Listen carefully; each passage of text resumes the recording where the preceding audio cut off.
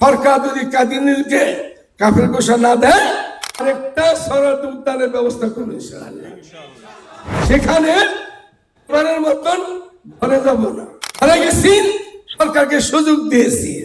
সম্মিলিত খাদ্য পরিষদের পক্ষ থেকে কাদিনী আন্দোলন যেটা হয়েছে এটা কি শেষ হয়ে গেছে? ওই দিন 16 তারিখ থেকে নতুন ভাবে শুরু হয়েছে। কোন নাস্তিক মুরতাদ এই মাটিতে আগে যেন আর জবান দরাদি না করে, করলেই ওদের জবানকে কি করতে হবে সারা বাংলাদেশের মুসলমান তা জবাব দেবে ইনশাআল্লাহ আজিজ।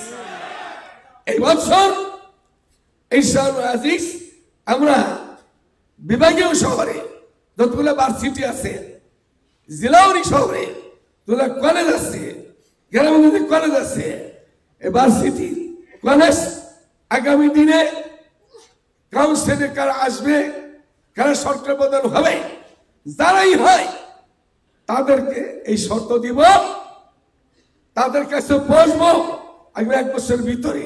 এরপরে আমাদের দেশের উলামায়ে কেরাম আমাদের মুরব্বীদেরকে নিয়ে পরামর্শ করবো, আরেকটা সরাসরি উদ্যানের ব্যবস্থা করবো ইনশাআল্লাহ।